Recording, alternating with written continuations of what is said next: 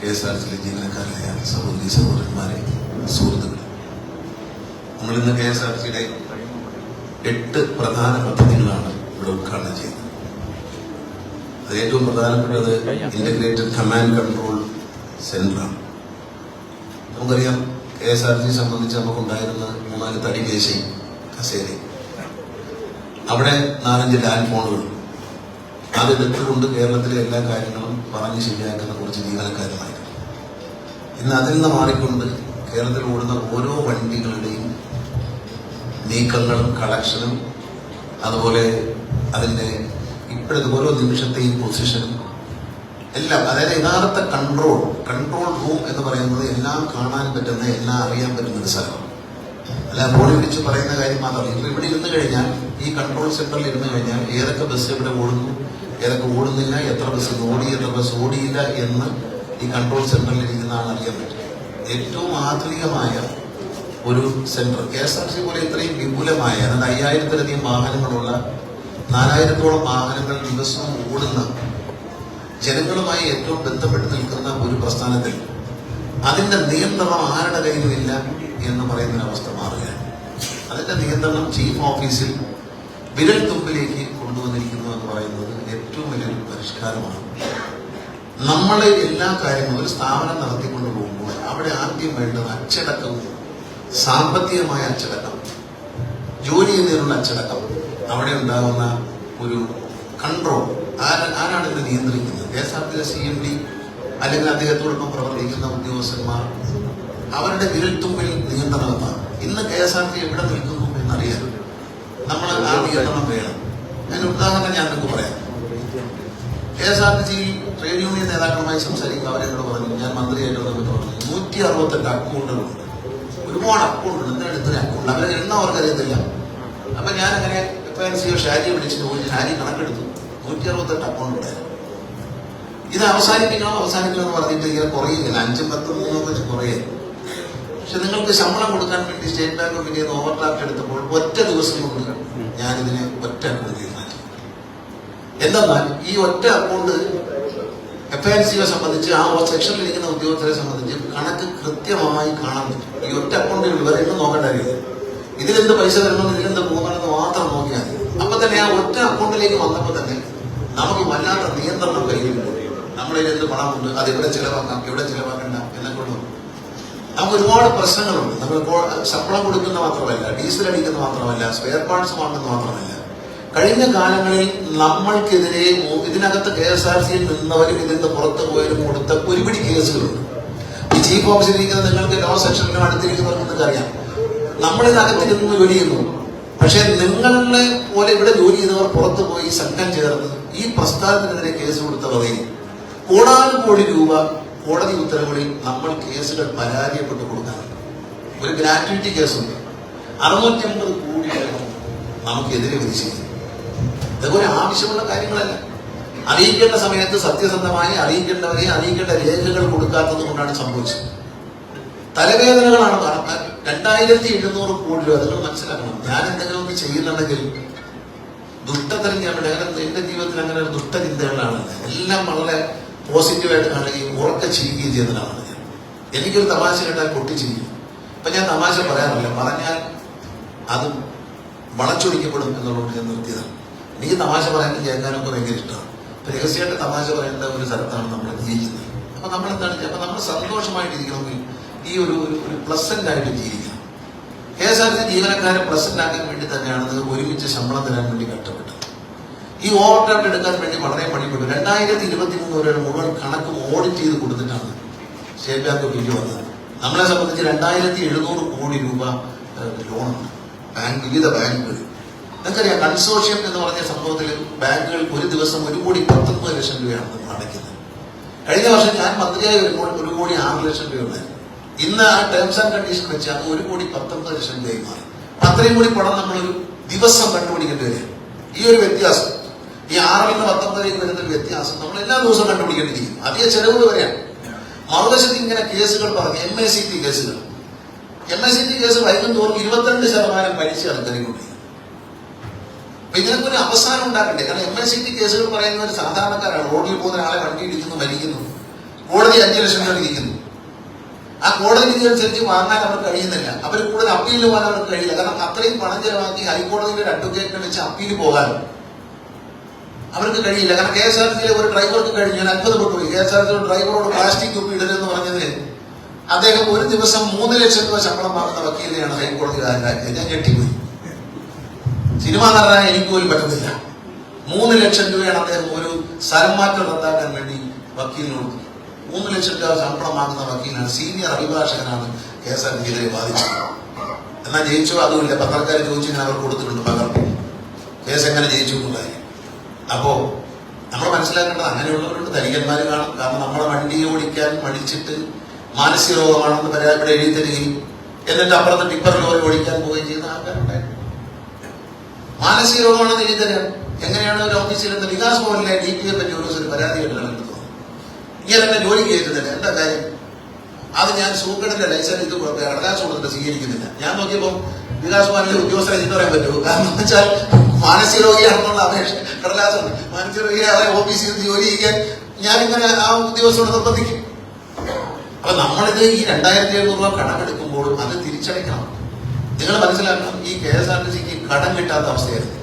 2.5 കൊല്ലം മുമ്പ്, 2 വർഷം മുമ്പ് D കാറ്റഗറിയാണ്. റിസർവ് ബാങ്കിന്റെ D കാറ്റഗറി എന്ന് പറഞ്ഞാൽ ഡിഫോൾട്ട് കാറ്റഗറിയാണ്. ഇന്ത്യയിലെ ഒരു സ്വർണ്ണ പലിശക്കാരൻ്റെ നിന്ന് പോലും നമുക്ക് പൈസ കിട്ടില്ല.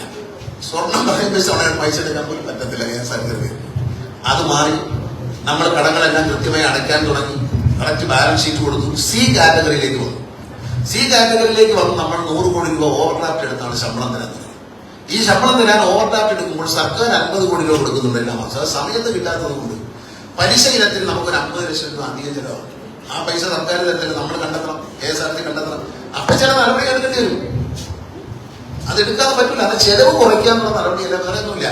വെറും മുറുക്കാൻ കഴിയുന്ന സാമ്പത്തിക ശാസ്ത്രമാണ്. ചെലവ് കുറയ്ക്കുക, വരവ് കൂട്ടുക. നിങ്ങൾ മനസ്സിലാക്കണം. അത് കഴിഞ്ഞ് നമ്മൾ കൃത്യമായി ഓവർ ഡ്രാഫ്റ്റ് ഓപ്പറേറ്റ് ചെയ്യുകയും കൃത്യമായി പൈസ അടയ്ക്കുകയും ചെയ്തുകൊണ്ടിരുന്നതുകൊണ്ട് നമ്മളെ റിസർവ് ബാങ്ക് BB കാറ്റഗറിയിലേക്ക് മാറ്റി. BB കാറ്റഗറിയിലേക്ക് മാറുമ്പോൾ 0.2% പലിശ കുറഞ്ഞു. 2,200 കോടി രൂപയ്ക്ക് 0.2% എന്ന് പറയുമ്പോൾ വലിയ ഒരു സംഖ്യയുടെ കുറവ് സേവിങ് നമുക്ക് കിട്ടുന്നുണ്ട്. അത് കഴിഞ്ഞ് ഞാനൊരു ആശയം പറഞ്ഞു. ഞാൻ കുറ്റനാണ്, എന്റെ കുട്ടിയിലെ എനിക്ക് ദുഃഖിളക്കാന്നൊക്കെ പറഞ്ഞാൽ എനിക്കൊരു വിരോധമില്ല. പക്ഷേ ഞാനൊരു ആശയം പറഞ്ഞു. MACP കേസുകൾ, പാവങ്ങളെ കേസ് പറഞ്ഞ് 5 ലക്ഷം വിധിച്ചു. പാവപ്പെട്ടവരാണ്, അപ്പീൽ പോയാൽ വക്കീൽ കൊടുക്കാൻ പൈസയില്ല, വിഷമിക്കുന്ന പാവങ്ങളാണ്. അപ്പൊ ഞാൻ ബഹുമാനപ്പെട്ട സുപ്രീം കോടതി എന്ന് പറഞ്ഞിട്ടുണ്ട് അദാലത്തുകൾ വെച്ച് കേസ് തീർക്കണം. അപ്പൊ എന്നെ ചുമതല എടുത്തപ്പോൾ ഞാൻ എന്നോട് പറഞ്ഞു, ഞാനൊരു ആശയം പറയുകയാണ്. എല്ലാ ബഹുമാനപ്പെട്ട കോടതികളെ അറിയിക്കും, എല്ലാ വക്കീലന്മാരെ ഞാൻ നേരിട്ട് ഫോൺ ചെയ്തു. നമ്മുടെ ട്രാൻസ്പോർട്ട് വക്കീലന്മാരെ എല്ലാം ഫോൺ ചെയ്തു. എന്നിട്ട് സ്റ്റാൻഡിംഗ് കൗൺസിലിനെ ഫോൺ ചെയ്ത് പറഞ്ഞു ഒരു അദാലത്ത്. ഇപ്പൊ ബഹുമാനപ്പെട്ട ഹൈക്കോടതിയോടും ജില്ലാ ജഡ്ജിമാരോടും നമ്മൾ അഭ്യർത്ഥിച്ചു ഒരു അദാലത്ത് നടത്താൻ അനുവദിക്കണം. കോടതി വിധിച്ച തുക 5 ലക്ഷം രൂപ വിധിച്ചെങ്കിൽ ആ 5 ലക്ഷം രൂപ ഞങ്ങൾ അടയ്ക്കാൻ തയ്യാറാണ്. 30 ദിവസത്തിനുള്ളിൽ ഞങ്ങൾ കെട്ടിവെക്കാം പൈസ. പക്ഷെ ആദ്യം പറഞ്ഞാൽ പൈസ ഇല്ല, മറ്റുള്ള പൈസ അഡ്ജസ്റ്റ് ചെയ്ത് നമ്മൾ കിട്ടും. അപ്പൊ എന്താണ്, അങ്ങനെ അദാലത്ത് വെച്ചു. ഏതാണ്ട് 231 കേസുകളാണ് ഇന്നലെ വരെ എന്നയുടെ നേതൃത്വത്തിൽ. അപ്പൊ ജില്ലാ ജഡ്ജിയാണെങ്കിൽ അദ്ദേഹം വിധിച്ചതിന് അപ്പീലിൽ അവിടെ വെച്ച് തീർന്നു, സെറ്റിൽ ചെയ്ത് തീർന്നു. നമ്മുടെ 231 കേസുകൾ അവസാനിച്ചു, കോടതി കേസുകൾ. അതിലൂടെ KSRTCക്ക് കൊടുക്കേണ്ടിയിരുന്ന പൈസ, പരിചയം തീർത്ത് കൊടുക്കേണ്ടിരുന്ന പൈസ പോയിട്ട് മുതൽ മാത്രം കൊടുക്കാൻ കോടതി നിർദ്ദേശിച്ചു, സെറ്റിൽ ചെയ്തു. KSRTC കഴിഞ്ഞ 2 മാസങ്ങളിൽ 8.6 കോടി രൂപ ലാഭമുണ്ട്. 231 കേസ് തീർന്നു. നിങ്ങൾ ആരെങ്കിലും ശരി, കാരണം 231 കേസിന് വക്കീലിന് ഫീസ് കൊടുക്കണം, കേസ് കിടക്കണം, കേസ് തോക്കണം, പിന്നെ അപ്പീൽ പോകണം. ഇത് തന്നെ ജോലി. ഇതെല്ലാം അവസാനം 231 കേസ് തീർന്നു. ജീവനക്കാർക്കെതിരെ 3500 കേസുകളുണ്ടായിരുന്നു. അതിന് അദാലത്ത് വെച്ച് 2500 തീർത്തു. ഞാൻ ഇപ്പൊ ഷാജിയോട് ചോദിക്കുന്നത്, ഞാൻ തന്നെ നേരിട്ടാണ് ഹിയർ ചെയ്തുകൊണ്ടിരുന്നത്. ഇവരെ ഹിയർ ചെയ്ത് എന്റെ അടുത്ത് കൊണ്ടുവരും, ഞാൻ തന്നെ കേൾക്കും. കാരണം അനീതി ഉണ്ടാവാൻ പാടില്ല. 2 രാഷ്ട്രീയ പാർട്ടി പ്രവർത്തിച്ചത് കൊണ്ട് 2 ജീവനക്കാർക്ക് ഒരേ കുറ്റത്തിന് 2 ശിക്ഷ പാടില്ല എന്ന് ഞാൻ തീരുമാനിച്ചു. അതുകൊണ്ട് ഞാൻ നീതിപൂർവ്വം എന്നോട് തന്നെ സംശയമുള്ളതല്ല, എന്നോട് ചോദിച്ചിട്ടാണ് ചെയ്യാൻ പോകുന്നത്. എന്നോട് ചോദിച്ചത് എല്ലാവർക്കും രാഷ്ട്രീയം നോക്കാതെ എല്ലാവർക്കും ഒരേ നീതി. 2500 കേസുകൾ ജീവനക്കാർക്കെതിരെ ഉണ്ടായിരുന്ന 2500 കേസുകൾ തീർന്ന ഒരു കാലഘട്ടം ഇതിനു മുമ്പ് KSRTC ഉണ്ടായിട്ടുണ്ടോ? മനസ്സമാനത്തെ ജീവിച്ചൂടെ ജീവനക്കാർക്ക്? പെൻഷൻ പറ്റാൻ നേരം ഇത് വരില്ലേ, പിടിക്കില്ലേ ഈ സാധനം? പെൻഷൻ പറ്റി കഴിയുമ്പോൾ പെൻഷൻ മാറാതെ കിടക്കില്ലേ? ഇതൊന്നും ഉണ്ടാവാതിരിക്കാൻ വേണ്ടി ചെയ്തതാണ്. 2500 കേസുകൾ തീർന്നു. ഇനി 1000-ൽ താഴെ കേസുകളെ ഉള്ളൂ. അത് പെട്ടെന്ന് തന്നെ തീർക്കാൻ തീരുമാനിച്ചു. ഇതൊന്നും ഈ ഫയലുകൾ ഈ ഓഫീസിൽ കിടന്ന് ഇങ്ങനെ ചവിട്ടി തെച്ച് ആളുകളെ പെൻഷൻ പറ്റാതെ കിട്ടാതാക്കുക. പെൻഷൻ ഫയലുകളെ ഇവിടെ വരട്ടെ. എല്ലാം ഇനി ഒരു ഓഫീസിൽ വെച്ചേക്കണ്ട, എല്ലാം ചീഫ് ഓഫീസറിൽ വരട്ടെ. ഇവിടെ നിന്നാണല്ലോ പെൻഷൻ പ്രോസസ് ചെയ്യുന്നത്. പെൻഷൻ പറ്റി കഴിഞ്ഞാൽ നിങ്ങൾ മനസ്സിലാക്കും എന്തൊക്കെ പേപ്പർ വേണം ചോദിച്ചാൽ നാളെ ആ പേപ്പർ കൊണ്ട് അടുത്ത ദിവസം അടുത്ത പേപ്പർ കൊണ്ട് അങ്ങനെ നടത്താറില്ല. ഒരു ലിസ്റ്റ് ഉണ്ട്. ആ ലിസ്റ്റ് പ്രകാരമുള്ള പേപ്പറുകൾ സമർപ്പിച്ചു കഴിഞ്ഞാൽ നേരെ ഡിപ്പോ ഇന്ന് ചീഫ് ഓഫീസിലേക്ക് ഇവിടെ വെച്ച് പെൻഷൻ നടപടികൾ സ്വീകരിക്കും. ഇതൊക്കെ ഒരു കൃത്യതയും ഒരു അച്ചടക്കവും എല്ലാം കമ്പ്യൂട്ടറിലേക്ക് മാറി. നമ്മുടെ ഡ്രൈവിംഗ് സ്കൂൾ തുടങ്ങി ഒരു വലിയ വിജയമാണ്. ഡ്രൈവിംഗ് സ്കൂളിന് ഏതാണ്ട് 21ാമത്തെ ഡ്രൈവിംഗ് സ്കൂൾ കഴിഞ്ഞ ദിവസം കരുനാഗപ്പള്ളിയിൽ മഹേഷ് MLA ഉദ്ഘാടനം. ഞാനിപ്പോ വയനാട്ടിലെ ബാലകൃഷ്ണൻ IC ബാലകൃഷ്ണൻ ഉദ്ഘാടനം ചെയ്തു. വയനാട്ടിൽ 22, 23 21 കഴിഞ്ഞ് പുതിയ തുറന്നു. ബാക്കി ഒരു 9 എണ്ണം കൂടെ 30 ആക്കുന്നുണ്ട്. ഇപ്പോൾ ഇതുവരെ KSRTC കളക്ഷൻ അതിന്റെ ലാഭം എന്ന് പറയുന്നത് ഇന്നലെ വരെ 1,75,00,000 രൂപയ്ക്ക് ഡ്രൈവിംഗ് സ്കൂൾ ഏറ്റവും നല്ല കുട്ടികളെ ഇന്നലെ 28 ട്രാൻസ്ജെൻഡേഴ്സിനെ നമ്മൾ ഡ്രൈവിംഗ് പഠിപ്പിക്കാൻ വേണ്ടിയിട്ട് അവിടെ ചേർത്തിരിക്കുന്നത്. അവർ 20% അവർക്ക് ഡിസ്കൗണ്ട് കൊടുക്കും. SC വിഭാഗത്തിൽപ്പെട്ടവർക്ക്, ST വിഭാഗത്തിൽപ്പെട്ടവർക്ക്, ട്രാൻസ്ജെൻഡേഴ്സ് 20% ഫീസുകൾ കൊടുത്തു. ഇതൊന്നും കൊണ്ട് നമ്മൾ നശിച്ചില്ല, നമ്മളെ നശിക്കില്ല. നിങ്ങൾക്ക് 1-ാം തീയതി ശമ്പളം കിട്ടി, KSRTC ജനങ്ങൾ തന്നു കയറി റെക്കോർഡ് വരുമാനം നേടി, ജീവനക്കാരൻ എടുക്കണം. അതിനോടൊപ്പം നമ്മൾ കൊടുത്ത പബ്ലിസിറ്റി ഉണ്ട്. മോഹൻലാലിനെ പോലുള്ള മഹാനടനെ കൊണ്ടുവന്ന വണ്ടിയിൽ കയറ്റി ഭയങ്കരമായ പരസ്യം. നിങ്ങളെന്താ നമ്മുടെ ട്രാൻസ്ഫോർ നടത്തി 60 കോടി രൂപയ്ക്ക് മേലുള്ള പരസ്യം KSRTC 3 വർഷം കൊണ്ട് നിങ്ങൾ കഠിനാധ്വാനപ്പെട്ടെങ്കിൽ അതിന് ഫലമുണ്ട്. KSRTC ജീവനത്തിന് 60 കോടിയുടെ പരസ്യം. അതാണ് ഓണത്തിന് ഇത്രയും പൈസ വന്നത്. പുതിയ വണ്ടികൾ, കാണാൻ ഭംഗിയുള്ള വണ്ടികൾ, സൗകര്യങ്ങൾ, അതിന്റെ വൃത്തി, വെടിപ്പ്. ഒരു പ്ലാസ്റ്റിക് കുപ്പിയുടെ പേരിൽ ഒരു വഴക്കുണ്ടായില്ല. ഞാൻ ഇവിടെ കേരളത്തിൽ ഏതെങ്കിലും ഒരു വണ്ടിക്കകത്ത് ഇന്നൊരു പ്ലാസ്റ്റിക് കുപ്പിയോ മാലിന്യോ കാണിക്കാമോ? അതിനെതിരെ നെഗറ്റീവായും ആ പബ്ലിസിറ്റി വളരെ നന്നായി. മന്ത്രി മുട്ടുമടക്കിയോ കമന്ന് വീണോ അതൊന്നും ഒരു പ്രശ്നമല്ല.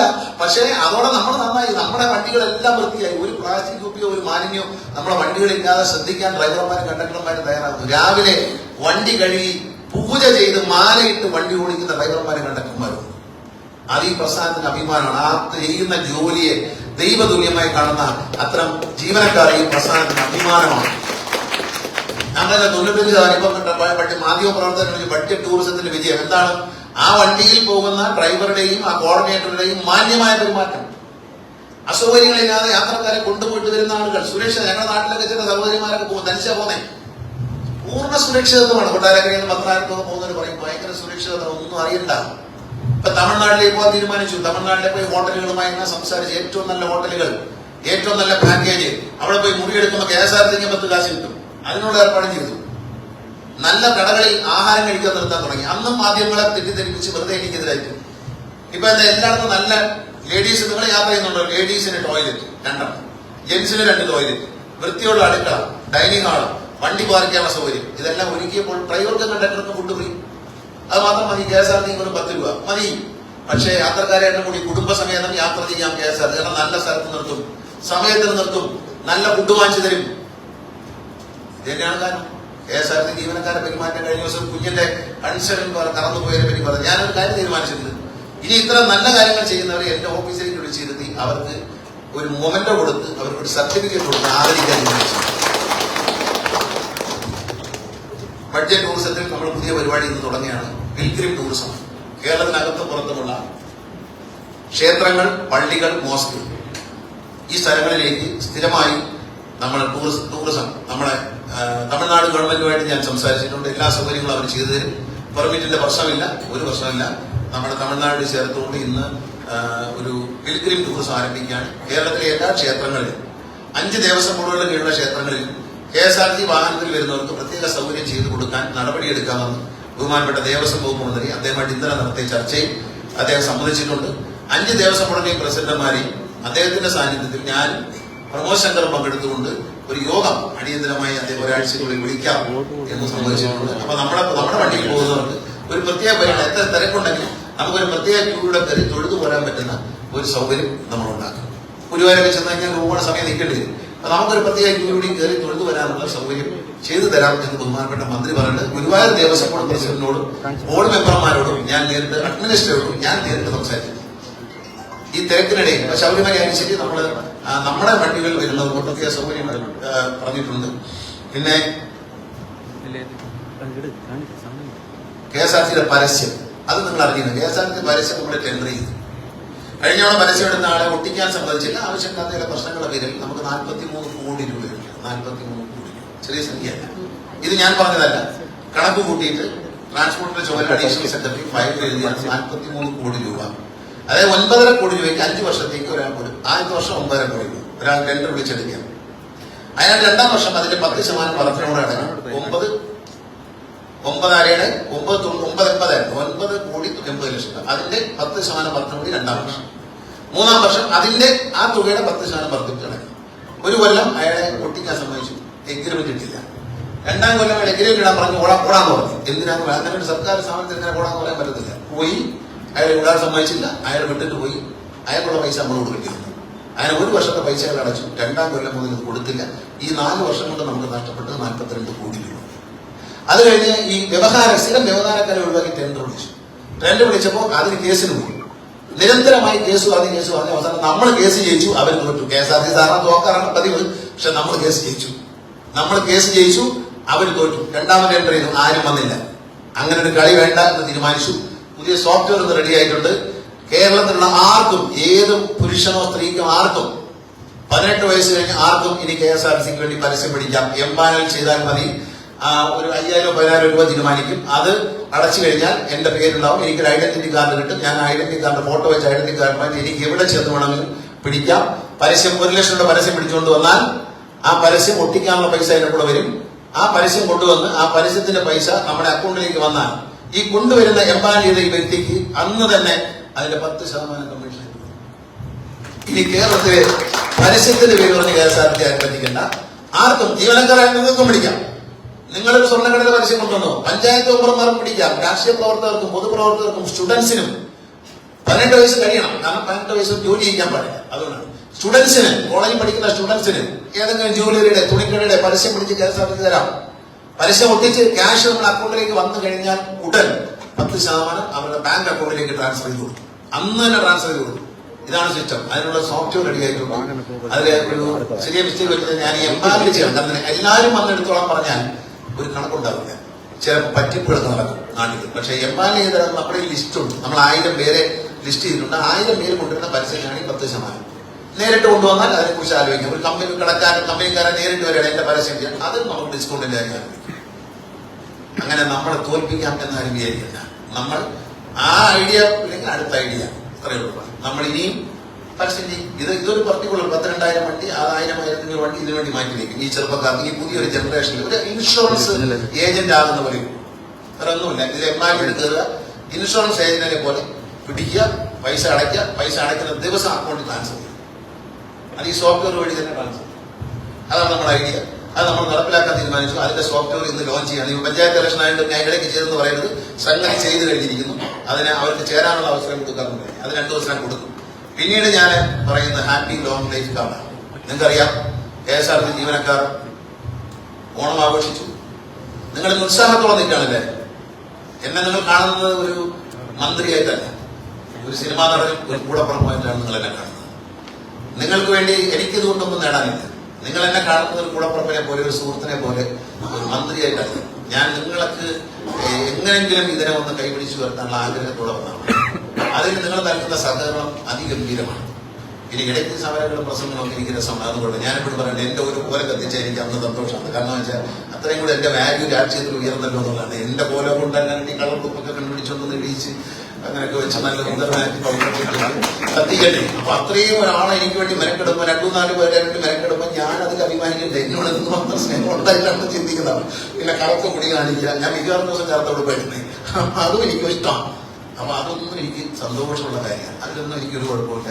ഇക്കാര്യത്തിൽ എന്ത് വിമർശനം നേരിട്ടാലും ഞാൻ വണ്ടി പിടിക്കാൻ ദിവസത്തോട് പറയുന്നു, ഹോൺ അടിക്കരുതെന്ന് പറയുന്നു. ഇതൊക്കെ നാളേക്ക് വേണ്ടിയാണ് പറയുന്നത്. ലോക രാജ്യങ്ങളിൽ എല്ലായിടത്തും വന്ന പരിഷ്കാരങ്ങളാണ്. വയസ്സായ അമ്മമാരൊക്കെ വണ്ടി പോകുമ്പോൾ വല്ല അസ്വസ്ഥ തലവേദനയൊക്കെ ആയിട്ട് വണ്ടി ചെയ്ത് പോകുന്ന ആളുകളുടെ തലയിലെ താഴെ കൊണ്ടുപോയി കിക്കി ഇങ്ങനെ അടിച്ചുകൊണ്ടിരുന്നാണ്. അത് എറണാകുളത്ത് പോയി നോക്കിയാൽ, എറണാകുളത്ത് കോഴിക്കോടൊക്കെ പോയി നോക്കൂ നിങ്ങൾ. ഞാൻ വെറുതെ പറയുന്നതല്ല. സ്കൂട്ടറിൽ പോകുന്നവരൊക്കെ പേടിച്ച് ജീവനം കൊണ്ട് ഓടെയാണ് ഫോൺ അടിച്ച് കേട്ടിട്ട്. ഫോൺ അടിക്കാൻ പാടില്ല എന്ന് ബഹുമാനപ്പെട്ട ഹൈക്കോടതിയുടെ ഉത്തരവുണ്ട്. മുൻപേ ഉള്ള ഉത്തരവാണ്, ഇപ്പൊ വന്ന ഉത്തരവല്ല. ഇത്ര ഡെസിമലിന് വേണ്ടി ഫോൺ അടിക്കാൻ പാടില്ല എന്ന് ബഹുമാനപ്പെട്ട ഹൈക്കോടതി വക്കീലെന്ന് അടിച്ചു വിടുന്നിട്ട് ഇയാൾ ആര് പറഞ്ഞിട്ട് എടുത്തത്? അതാ കോടതി പോയി ചേരാനല്ല, ഞാൻ എടുക്കും. കാരണം ചെവിക്കല്ല് അടിച്ച് പൊട്ടിക്കുകയാണ് ആൾക്കാർ.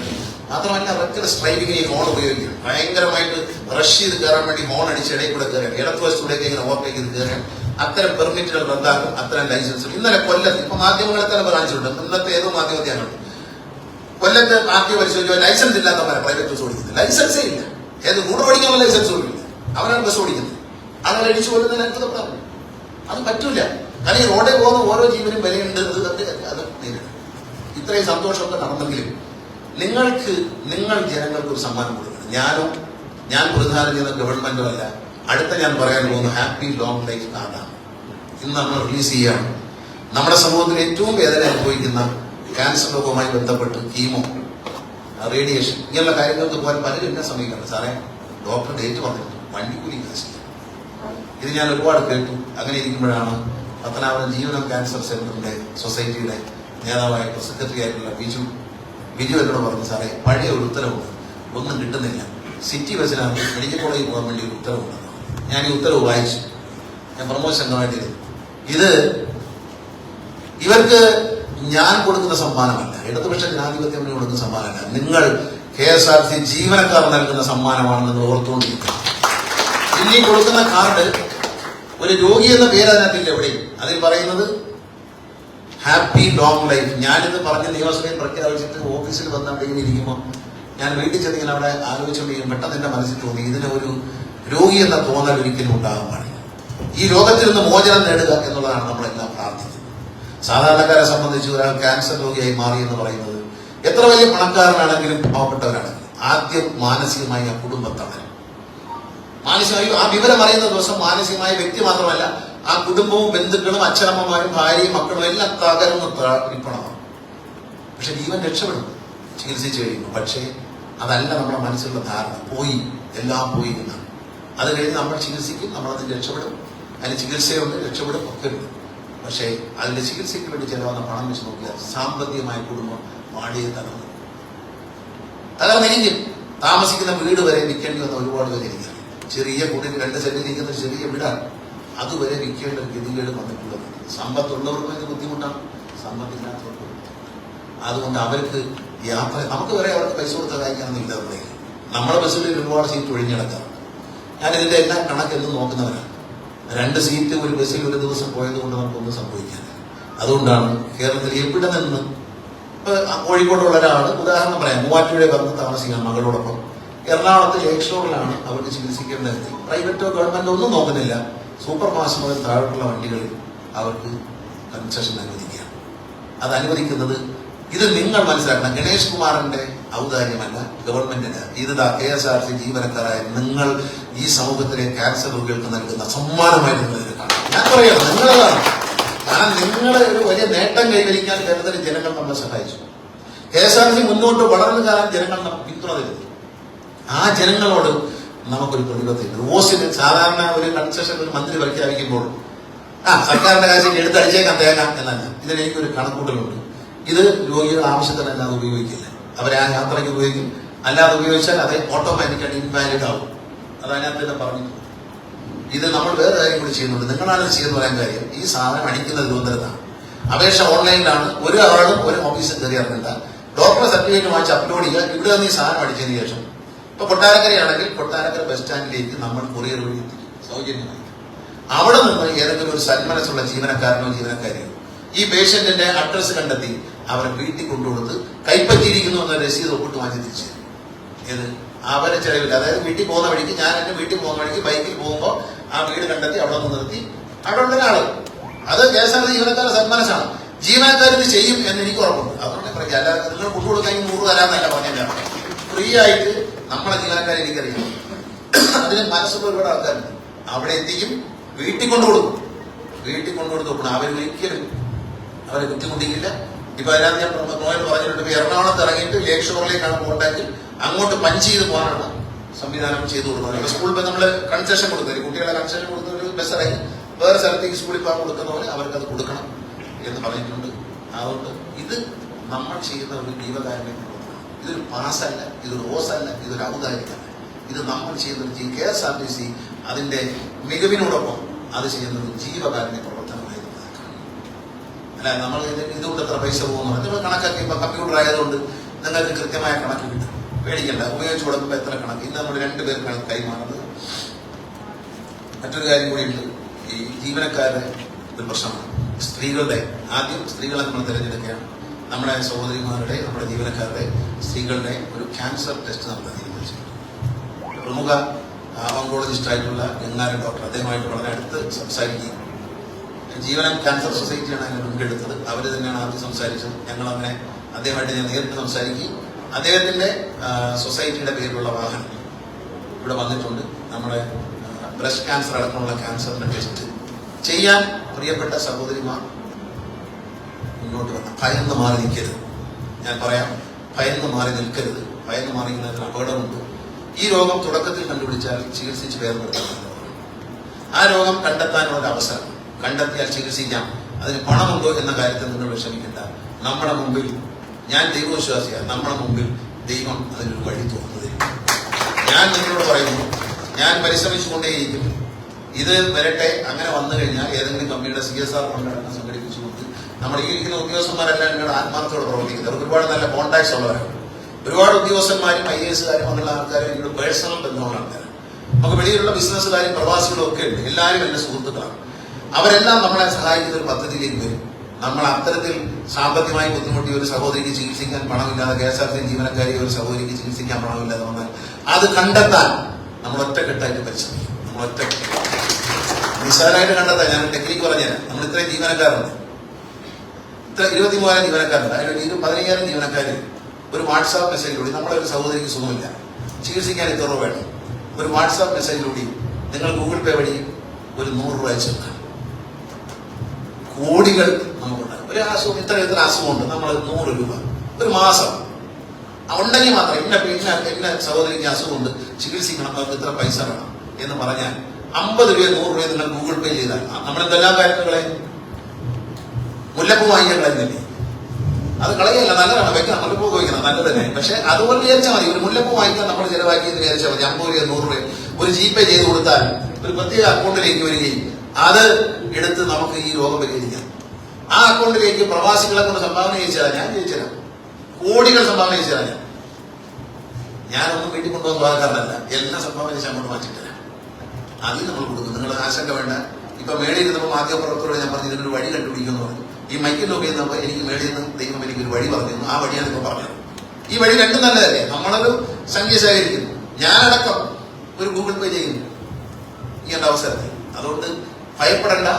രോഗമുണ്ടെന്ന് കണ്ടെത്തിയാൽ ചികിത്സിച്ച് ഭേദമാക്കാം. കാണാതെ ഒളിച്ചുകൊണ്ട് നടക്കരുത്.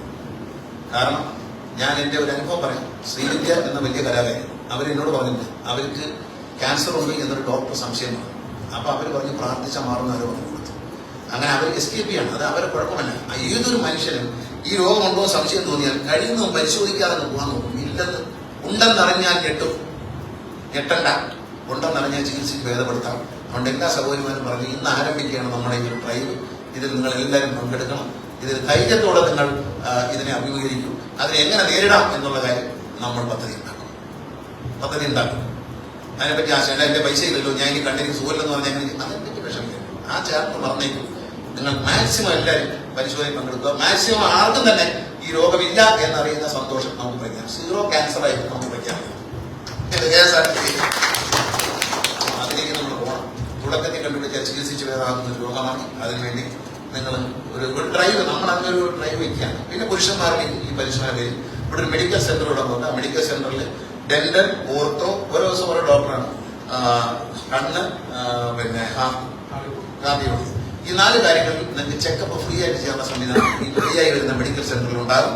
അവിടെ എല്ലാ ടെസ്റ്റുകളും, രക്തപരിശോധനകളെല്ലാം തന്നെ കുറഞ്ഞ റേറ്റിൽ നിങ്ങൾക്ക് ജീവനക്കാർക്ക് ചെയ്തു തരും.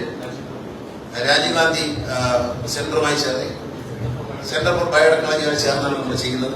കുറച്ചുകൂടി സ്ഥലം കൊടുത്താൽ ഒരു സ്കാനിങ് മെഷീൻ കൂടി അത് വെക്കാന്ന് പറഞ്ഞിട്ടുണ്ട്. അതിലും KSRTC ജീവനക്കാർക്ക് വലിയ കൺസെഷൻ സ്കാനിങ്ങിൽ തരാം എന്ന് പറഞ്ഞിട്ടുണ്ട്.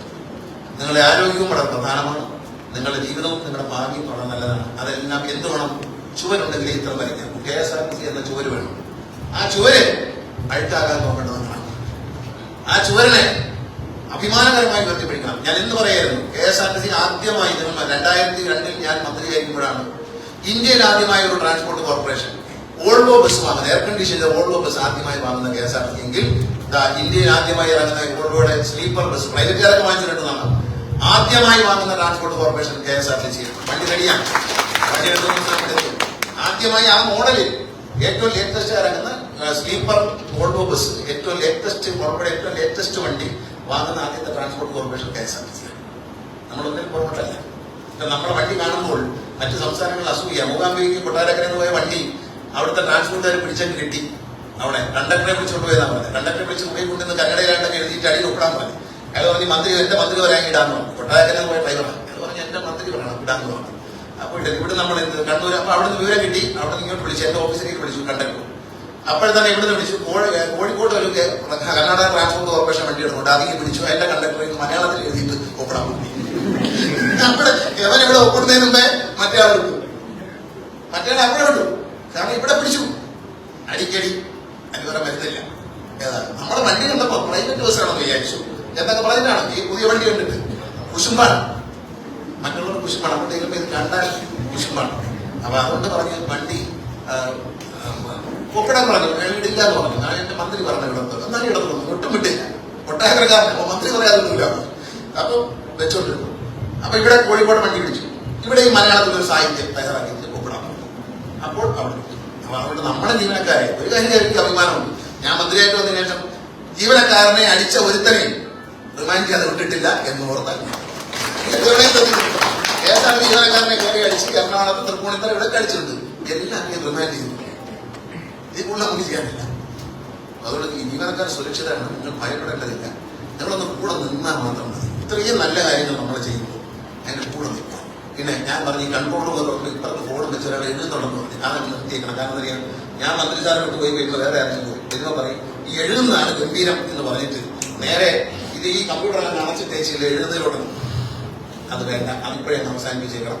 അതുപോലെ ഈ അതിന്റെ കാര്യം എന്ന് വെച്ചാൽ ഞാൻ പള്ളി പച്ച ബസ്സൊക്കെ കൊണ്ടുപോകും. കഥകളി തലയൊക്കെയുള്ള സാബൂസുകളൊക്കെ വരച്ച് നല്ല പുതിയ ബസ്.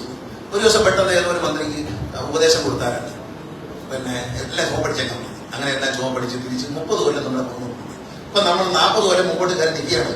അത് പുറമോട്ട് കൊണ്ടുപോകരുത് എന്നാണ് എനിക്ക് അപേക്ഷിക്കാനുള്ളത്. അതുകൊണ്ട് അതൊന്നും നടക്കത്തില്ല. പിന്നെ മിനി ബസ് കട്ട് ചെയ്ത് ഇപ്പൊ മിനി ബസ് വീണ്ടും വന്നത്. എല്ലാവരും ഡിമാൻഡ് അതിനാണ്. ഏറ്റവും ഡിമാൻഡ് MLA-മാർക്കാരും ജനപ്രതിനിധികൾക്ക് നാട്ടുകാർക്ക് ഡിമാൻഡ് മിനി ബസ്സിനാണ്. ഇതിനെ പണ്ട് നല്ല നീല ഉടുപ്പും നല്ല നീല പാൻറ്റുമായിരുന്നു. ആരാണ് പറഞ്ഞു കൊടുത്തത്? കാക്കിയാണ് നല്ലതെന്ന് പറഞ്ഞു. ഞാൻ പറഞ്ഞു കാക്കി വേണ്ട, ഈ മുദ്രയില്ലാത്ത കാക്കി ക്ലീനിങ് സ്റ്റാഫിന് മാത്രമേ ഉള്ളൂ. അതുകൊണ്ട് മുദ്രയില്ലാത്ത കാക്കി ഇടരുത്, മറ്റേത്. അപ്പൊ കാക്കി വേണമെന്ന് പറഞ്ഞു. ഞാൻ വന്നപ്പോഴേ കാക്കി അയക്കുന്നു, ആയിട്ടുണ്ടെന്ന് പറഞ്ഞു. ഞാൻ ഇപ്പോഴും കാക്കിയുടെ ചോദിച്ചില്ല. കാക്കിൽ നിന്ന് പുറമോട്ട് പോകണമെന്ന് ഞാൻ CMD-യോട് പറയണം. കാക്കി വേണ്ട, മുദ്രയുള്ള കാക്കിക്ക് വിലയുള്ളൂ, മുദ്രയില്ലാത്ത കാക്കിക്ക് ഒരു വിലയില്ല. അതുകൊണ്ട് മുദ്രയില്ലാത്ത കാക്കി വേണ്ട, നല്ല കളറിലേക്ക് പോവുക. അതിന് CMD നടപടി എടുക്കാമെന്ന് എനിക്ക് പറയാം. അതുപോലെ ഒരു സന്തോഷ വാർത്ത, നമ്മൾ വണ്ടി കയറുന്ന കുഞ്ഞുങ്ങൾ ഇതിവിടെ പറയണമല്ലോ. എല്ലാം നമ്മൾ പല പല പേരുകളാണ്. ആളുകളെ വണ്ടിക്കകത്തോട്ട് ആകർഷിക്കട്ടെ. നമ്മുടെ വണ്ടി കയറുന്ന കുഞ്ഞുങ്ങൾക്ക് ഒരു ഗിഫ്റ്റ് കൊടുക്കാൻ പോകും. നമ്മുടെ ഹയർ ക്ലാസ് വണ്ടി അടുത്ത 6 മാസത്തേക്ക് നമ്മുടെ വണ്ടി കയറുന്ന കുഞ്ഞുങ്ങൾക്ക് കണ്ടക്ടറെ ഗിഫ്റ്റ് കൊടുക്കും. ഈ ഗിഫ്റ്റ് എന്ന് പറയുന്നത് ഇതിനകത്ത് കുറച്ച് ബലൂണുണ്ട്, അതിനകത്തൊരു ബുക്കുണ്ട്, പടം വരച്ച് ഈ കുഞ്ഞുങ്ങൾക്ക് വണ്ടി ചെയ്ത് പടം വരയ്ക്കാറുണ്ട്. ക്രയോൺസ് ഉണ്ട്, വരയ്ക്കാനുള്ള ക്രയോൺസ് ഉണ്ട്. പുതി നിർമ്മിച്ചാൽ അതിന്റെ KSRTC എന്ന് കാണിക്കുന്ന ഇങ്ങനെ 4-5 മുട്ടായി ടിഷ്യൂ പേപ്പർ. അമ്മയ്ക്ക് കുഞ്ഞിന് ഉപയോഗിക്കാം, ടിഷ്യൂ പേപ്പർ അച്ഛന് ഉപയോഗിക്കാം. ഇത് നമ്മൾ കുഞ്ഞിന് കൊടുക്കും. ഇത് സ്പോൺസർഷിപ്പാണ്. എസ്ക്രോസ് എന്ന കമ്പനിയാണ് നമ്മൾ സ്പോൺസർ ചെയ്യുന്നത്. 6 മാസത്തേക്കുള്ള സാധനം അവർ തരും. ഇനി അടുത്ത വേറെ ഉണ്ട് ഒരു ഹോസ്പിറ്റൽ, വലിയത്ത് ഹോസ്പിറ്റൽ എന്ന് പറയുന്ന ഹോസ്പിറ്റൽ, കിംസ് വലിയത്ത് കരുനാഗപ്പള്ളി ഹോസ്പിറ്റലുണ്ട്. അവരൊരു കൂപ്പൺ തരികയാണ്. അത് KSRTC യാത്ര ചെയ്യുന്ന മുഴുവൻ സ്ത്രീകൾക്ക് കൊടുക്കും. ക്യാൻസർ പരിശോധന സൗജന്യം. അതിനെ തുടർന്നുള്ള സ്കാനിങ് അടക്കമുള്ള എല്ലാ ചികിത്സയ്ക്കും പകുതി പൈസയ്ക്ക് ചെയ്തു തരാം എന്ന് പറഞ്ഞുകൊണ്ടൊരു സാധനം MD-ക്ക് കത്ത് കൊടുത്തിട്ടുണ്ട്. ഇനിയിപ്പോൾ അടുത്ത വരാമെന്ന് അറിയാം. ഈ TV-യും ഫ്രിഡ്ജൊക്കെ വിൽക്കുന്ന കടകളിൽ ഇവരെ കൂപ്പണും KSRTC കൂടെ വിൽക്കും. KSRTC യാത്രക്കാർ കൊണ്ടിരുന്ന കൂപ്പണിന് 10% ഡിസ്കൗണ്ട്. ആളുകളുടെ അടുത്ത പരിപാടി ഇതാണ്. കമ്പനികളായിട്ട് സംസാരിക്കാൻ പോകാൻ. കാരണം ഇനി ഓക്സിജനൊക്കെ ഉണ്ട്. എല്ലാവരും ഒന്നുമില്ല, അവർക്ക് കച്ചവടം നടക്കും. നമ്മുടെ വണ്ടി പോകുന്നവർക്ക് ഒരു കൂപ്പൺ കൊടുക്കും. ഈ കൂപ്പൺ കൊണ്ട് ചെന്നാൽ 10% ഡിസ്കൗണ്ട്. അപ്പൊ KSRTC യാത്ര ചെയ്താൽ ഡിസ്കൗണ്ട് ഉണ്ട്. ഇപ്പം മൊബൈൽ ഫോൺ വാങ്ങിക്കുമ്പോൾ ഡിസ്കൗണ്ട് ഉണ്ട്, TV വാങ്ങിക്കുമ്പോൾ ഡിസ്കൗണ്ട് ഉണ്ട്, ഫ്രിഡ്ജ് വാങ്ങിക്കുമ്പോൾ ഡിസ്കൗണ്ട് ഉണ്ട്. അപ്പൊ അത് ആരോഗ്യയിലുണ്ട്. ഏതായാലും ഒരു ചികിത്സ വന്നിട്ടുണ്ട്.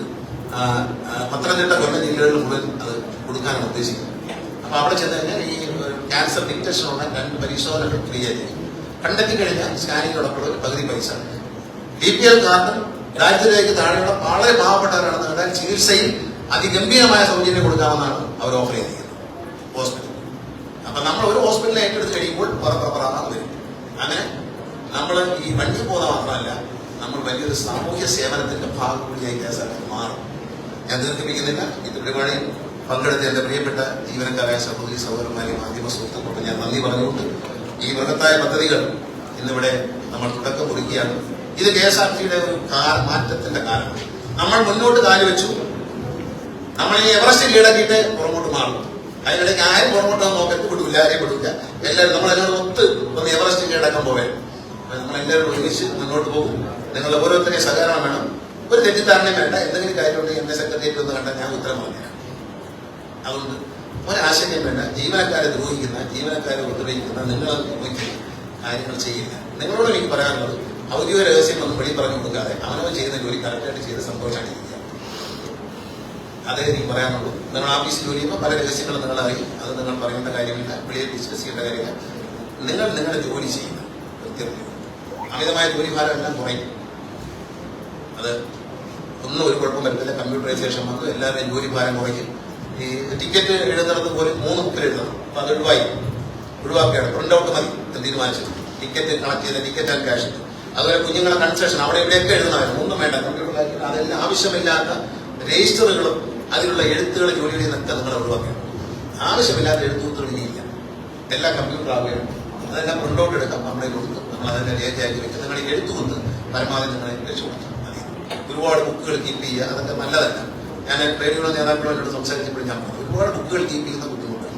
ഞാൻ ദീർഘിപ്പിക്കുന്നില്ല. എല്ലാവിധ നന്മകളും നേരും. നമ്മൾ 2 സഹോദരങ്ങൾക്ക് ഞാൻ ഈ ഹാപ്പി ലോങ് ലൈഫ് കാർഡ് കൊടുക്കുകയാണ്. ആ ലോങ് ലൈഫ് കാർഡ് എന്നുള്ള പേര് അന്വർത്ഥമാകും എന്ന കാര്യത്തിൽ എനിക്ക് അത് സംശയമില്ല. അത് കൊടുക്കുന്നു, അവരെ അത് അന്വർത്ഥമാക്കും. അവര് long life, happy long life ആയിരിക്കും എന്ന് പറഞ്ഞുകൊണ്ട് ഈ നമസ്കാരം അറിയിക്കുന്നു. നന്ദി, നമസ്കാരം, ജയ്.